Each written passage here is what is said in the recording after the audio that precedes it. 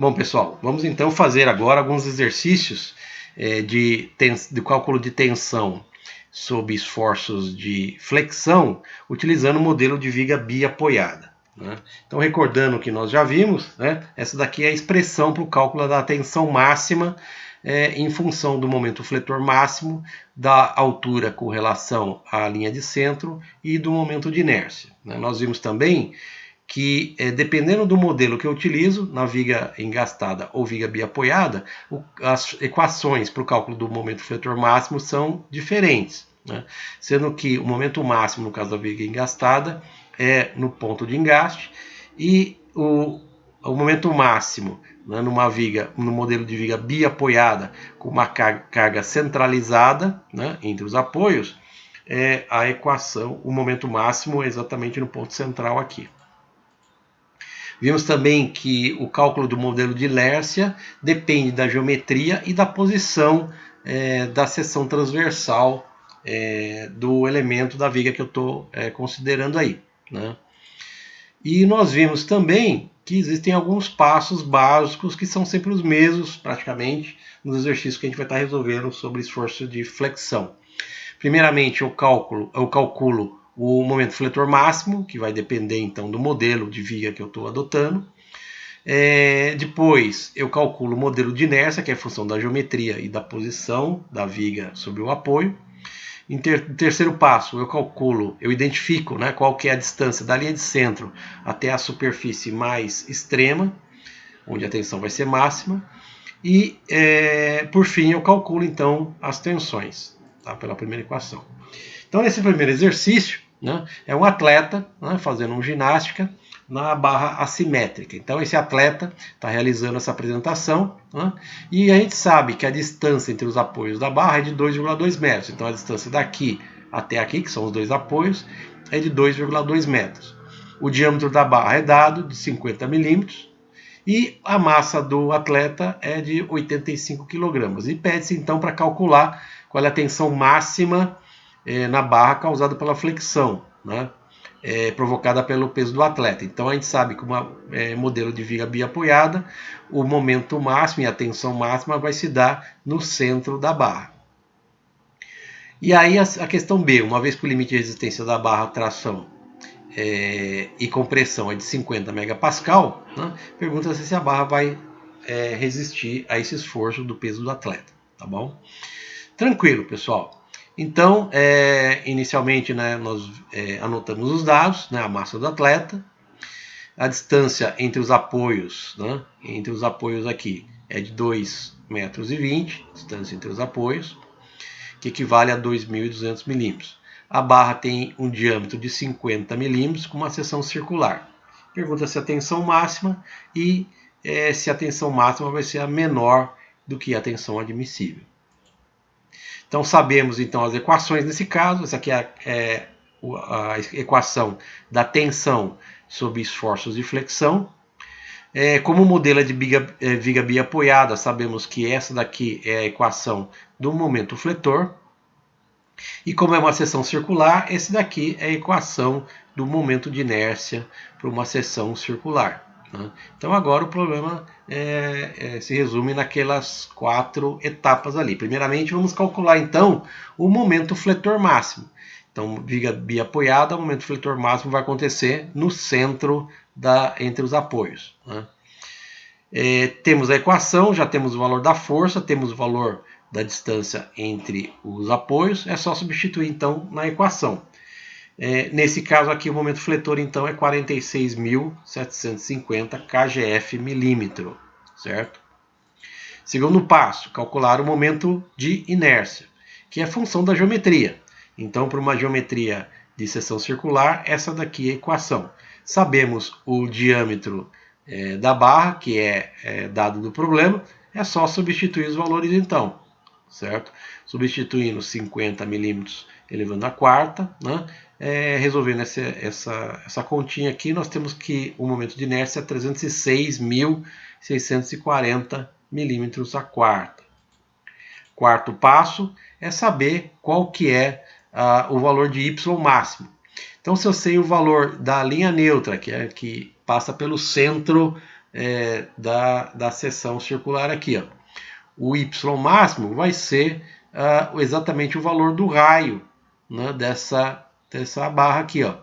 Se eu sei que a barra tem diâmetro 50, o raio da barra é 25 milímetros, certo? É onde vai acontecer a tensão máxima transversalmente aqui. Ó. Então, o quarto passo é simplesmente o cálculo da tensão máxima provocada pelo atleta. E eu já calculei todos os componentes dessa fórmula aqui. Ó.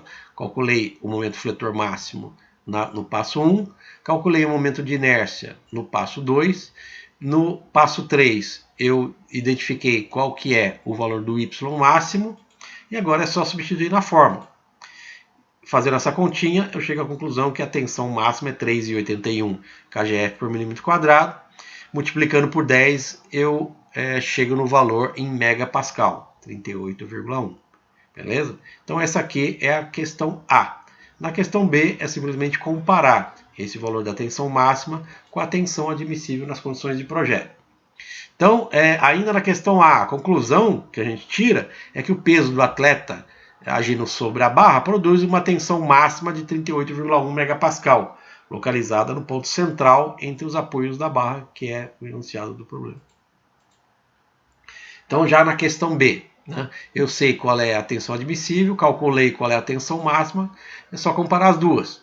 Chega à conclusão que a tensão máxima aplicada em função do peso do atleta é menor que a tensão admissível, né, que é de 50 megapascal. Aqui eu só preciso corrigir, aqui não é 10, é 50 megapascal. Tá? Então, nesse caso, a tensão aplicada não excede o limite estrutural da barra, que é de 50 megapascal, que é o dado do problema. Ok? Bom, num segundo exercício, né, é um exercício bem interessante, né, bem próximo à realidade aí. Então temos uma pinguela de madeira, né, improvisada para resolver provisoriamente o problema de uma comunidade ali de Itaquá. Né? Então a solução, né, dos estudantes ali foi utilizar uma tora de madeira disponível. Essa tora tem 100 milímetros de diâmetro e ela vai ser apoiada nas duas extremidades aqui do meu riachinho aqui. Né? Então, sabe também que essa estrutura ela deve suportar uma pessoa, né, de 80 quilos, né, posicionada no meio da pinguela. Né? E aí, então, pede-se para calcular qual que deve ser a tensão mínima admissível da tora de madeira para resistir o esforço provocado pelo peso dessa pessoa que está aqui no meio. Tá bom? Você já tem condições, então, de calcular um problema desse tipo aqui. Ó, né? Então, colocando os dados do problema, massa da pessoa 80 quilos, que corresponde a uma força-peso de 80 kgf. A distância entre os apoios, que é exatamente o tamanho do riachinho aqui, né, é 20 metros, que é dado do problema, que é a largura do córrego, né, que equivale a 20 mil milímetros. O diâmetro dessa tora, né, que é dado do problema também, é 100 milímetros. E se pergunta qual é a tensão admissível, né, da tora. Então eu já sei que é o seguinte, né? Nessa condição, a tensão admissível ela tem que ser maior, né, ou no mínimo igual à tensão máxima que essa pessoa vai estar provocando aqui na minha tora de madeira, certo? Então essa que vai ser a questão que eu vou ter que descobrir. As equações que eu tenho, né? A equação do cálculo da tensão para o esforço de flexão. No caso de viga biapoiada, essa aqui é a equação, né? Viga biapoiada com carga centrada. E para uma seção circular, essa daqui é a equação do momento de inércia. Né? Então, beleza, agora é só seguir aqueles 4 passos ali. Primeiro passo, cálculo do momento fletor máximo, que ocorre no centro da barra nesse modelo de viga biapoiada com uma carga centralizada. Utilizando a equação, substituindo os valores que eu tenho, que são dados do problema, força 80 kgf, o L, que é o braço, é 20 mil milímetros. Substituindo aqui, eu tenho que o momento fletor máximo, que acontece no centro da viga, é 400 mil kgf milímetro nesse caso. Passo 2, eu vou calcular o momento de inércia para essa seção circular. Sei qual é a equação, tenho o diâmetro que é dado do problema, é só substituir na equação. Substituindo 100 aqui, né, eu vou chegar à conclusão que o momento de inércia é 4.906.250 milímetros a quarta. Né? Terceira etapa, eu vou identificar qual é o ponto mais distante da linha de centro. Né? Então, a linha mais distante numa seção circular é exatamente o raio dessa seção circular. Se eu sei o diâmetro que é dado, que é 100 milímetros, o valor máximo do y, então, vai ser o valor do raio, que é 50 milímetros, metade do diâmetro. Certo? Então, esse aqui é o y máximo. Então, última etapa do problema, eu calculo a tensão, né, a partir dos dados que eu já calculei nas etapas anteriores. Momento fletor máximo, calculei no passo 1. Momento de inércia, calculei no passo 2. E a distância linha neutra máxima, eu já identifiquei no passo 3. Só substituir esses valores na equação, chego à conclusão que a tensão máxima é de 4,076 kgf por milímetro quadrado, que equivale a 40,76 megapascal. Tá certo? Lembrando sempre, essa tensão é a tensão máxima na extremidade, no ponto mais distante da linha neutra. Então eu vou ter uma tensão de compressão na parte de cima da pinguela e uma tensão de tração máxima na parte de baixo, tá? Que vai ser igual a 40,76 megapascal. Então a conclusão é que a tensão mínima admissível da tora deve ser maior que 40,76 megapascal, que é a máxima tensão que a tora é submetida no ponto central entre os apoios. Né? E agora é essa que é a resposta então dessa questão aqui. Tá certo? Tranquilo, gente? Pessoal, esse exercício aqui é um pouquinho diferente dos anteriores, mas a lógica é exatamente a mesma. E é bem prático. Vamos lá. O transporte rodoviário de uma carga pesada prevê a passagem de um caminhão por uma ponte, cujo vão livre entre vigas de apoio é de 100 metros. Né? Então, a distância de uma viga para outra é de 100 metros. Considerando que a seção da ponte é retangular, de base 12 metros e altura 1 metro, e a tensão admissível do concreto de 10 megapascal, calcule o peso máximo do caminhão que a ponte suportará, quando ele estiver exatamente no centro entre os apoios. E aí a gente vai supor que o peso do caminhão será a única força suportada pela ponte, né, que seja considerada como carga concentrada, para simplificar o problema. Então, simplificadamente, né, como fala o problema, eu vou considerar o caminhão no meio da ponte e a distância aqui entre as vigas de apoio de 100 metros. E aqui a seção retangular dessa minha ponte. Né? Então, primeiramente, coloco os dados, certo? A distância entre apoios 100 metros, que é 100 mil milímetros. O valor da base, 12 metros, ou 12 mil milímetros.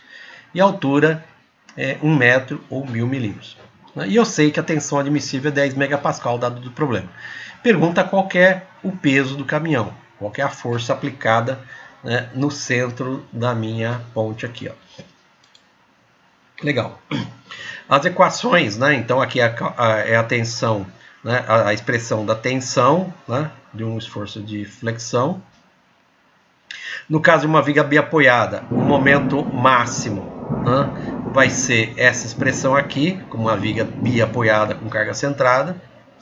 E no caso de uma seção retangular, essa daqui é a expressão para o cálculo do momento de inércia. Tá? Vamos lá. Então, primeiramente, passo 1, cálculo do momento fletor máximo. Né? A expressão do momento fletor é essa daqui, certo? Para a viga bem apoiada com carga centrada. Só que, professor, eu não sei qual que é o valor da força. Tudo bem, vamos colocar na expressão. Momento fletor é a força vezes o L eu sei, né? 100 mil dividido por 4. Então, o momento fletor é força vezes 25 mil, certo? Já considerando que a força é dada em kgf e o L em milímetros. Tá? Então eu sei que o momento fletor vai ser uma função da força. Tá? Vamos guardar isso por um momento. Segundo passo, calcular o momento de inércia que eu vou ter que calcular de qualquer maneira, né? Sei que essa daqui é a expressão do momento de inércia para a seção retangular, chega à conclusão que esse número gigantesco é o valor do momento de inércia aqui, ó. Legal. Terceiro passo, identificar qual é o valor, né, do y máximo, que vai apresentar a tensão máxima. Se tem uma geometria homogênea aqui, né, regular, e eu tenho uma espessura total de 1000 milímetros, o y máximo vai ser metade disso, então vai ser 500 milímetros. É a distância da superfície até a linha neutra. Legal. Então, cálculo da tensão. Eu tenho essas expressões, eu substituo na equação principal, né? Momento fletor máximo é 25.000 vezes o F, que eu não sei qual que é. Momento de inércia eu já calculei. O valor, a distância da linha neutra eu já sei qual que é também. Substituo isso na minha equação do sigma máximo, né? 25.000 vezes F vezes o L, que é 500, dividido pelo I, que é o momento de inércia. Simplificando, né, sigma máximo é isso aqui, ó, né? Ou seja, sigma máximo é força dividido por 80.000. Tá? Então é simplesmente substituindo os valores na equação. Bom, se eu sei que o sigma máximo, a tensão máxima suportada, é força dividido por 80.000, da etapa anterior, né?